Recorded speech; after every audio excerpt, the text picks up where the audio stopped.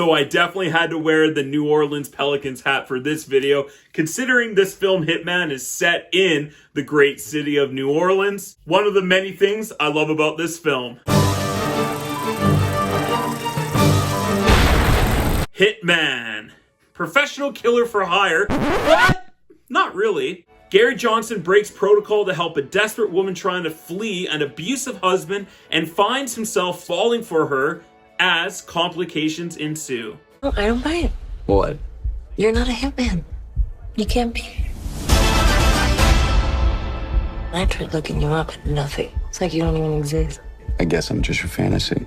Written and directed by Richard Linklater, who is the director of one of my favorite films, probably like in my top 10 favorite films of all time, Dazed and Confused. He's the director of the Before Sunrise trilogy, School of Rock. I have to say, I think Hitman is one of my favorites of his so far, which is pretty impressive considering his plethora of amazing films, and I really enjoyed this film. I thought this was a really cool return to form for Richard Linklater. He is the king of hangout movies. Like if you watch Dazed and Confused and School of Rock and even Before Sunrise, like a lot of his films are just kind of almost like a day-by-day hangout film with cool characters. Maybe not the greatest, strongest plot line for story, but you just can't help but have a lot of fun with these movies. The last kind of great film that he's done that with was Everybody Wants Some. It works, and the dark comedy noir is kind of right at the center of it, yet there's some really hilarious comedic parts to it, and that is all wrapped up in this great Richard Linklater film. Written, produced, and starring Glen Powell as Gary in this dark rom-com thriller film.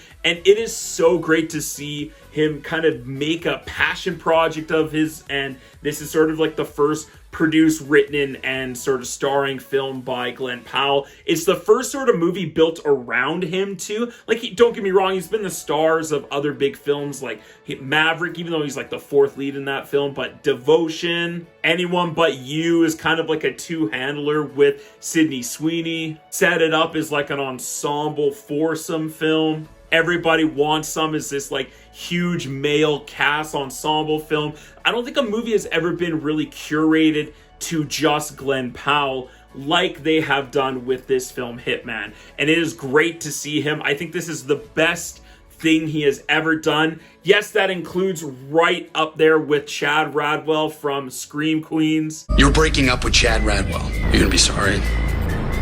Nobody breaks up with Chad Radwell. I think this is kind of the big bursting through the bubble of like being a mega movie star. He might have a combination with the movie Twisters coming out next month, and he is having one heck of a run as of the last 2-3 years. Now, when you have a passion project, it's easy to write amazing roles and amazing parts for yourself. But actually, him and Richard Linklater taking on this script together, the two of them wrote a very intelligent and well-rounded script. While there's some great characters at the forefront of this film in the role of Gary, I especially think that their chemistry on screen is so amazing to watch. It's one of the best films for chemistry I've seen this year between two actors. I think they just electrify the screen together. Adria Arjona is awesome in this role, as is the antagonist in this film, who is Jasper, played by Austin Emilio, who is so great in this film. In fact, he might be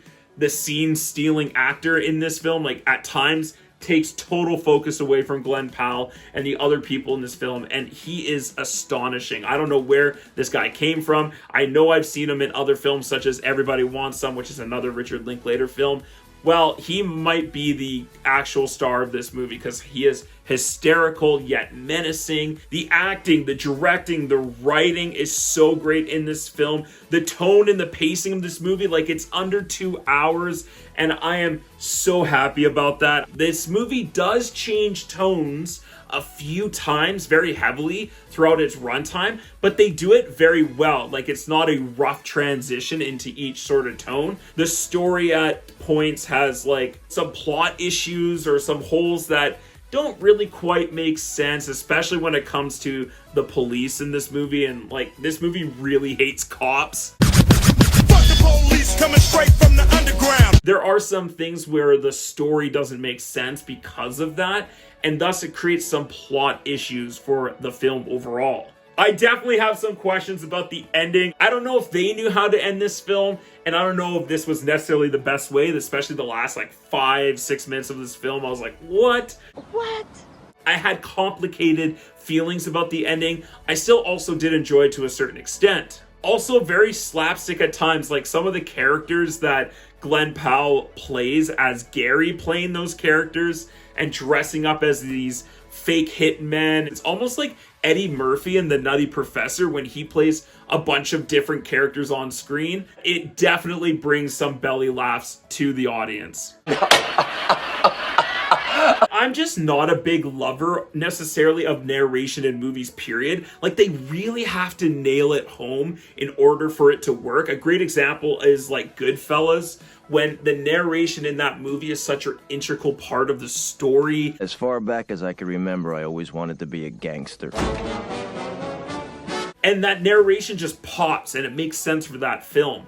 I don't know if it really did for this movie. I'm not sure if it really loaned us any more information to learn about the character of Gary. It didn't really dive into anything that was interesting. And then they abandoned the narration like partway through the movie, and then it's never really brought back up until the end a little bit. And I just thought it was a really weak storytelling device to tell like exposition of the film, yet not done in a very interesting way either. So I just thought it was a bit of a strange choice, even though the actress is great in this movie and she has awesome chemistry with Glen Powell. The character itself isn't quite likable, so then you have a hard time justifying some of her actions that she does in this film and agreeing with what Glen Powell, his character, is doing when it comes to her. And so there are times where it's too bad that the character wasn't just fully expanded a bit more. But those little things ultimately didn't hold this film back from being a great, hilarious, noir crime rom-com thriller film, and I absolutely loved the writing, the directing, and the performances. They really do stand out.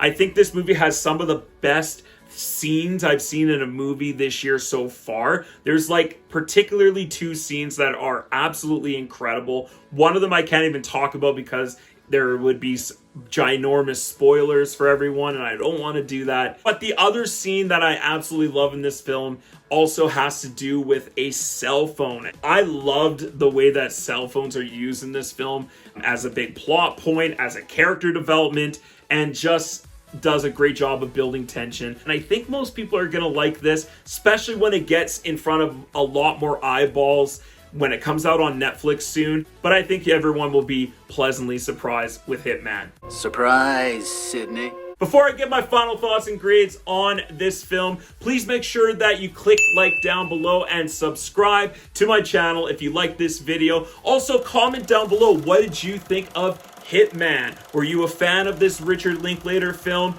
I would love to hear your thoughts and comments on this film. Thank you so much for doing that. Overall, I had an awesome time with this movie. It is a definite recommend. So I'm gonna go ahead and give Hitman an A-.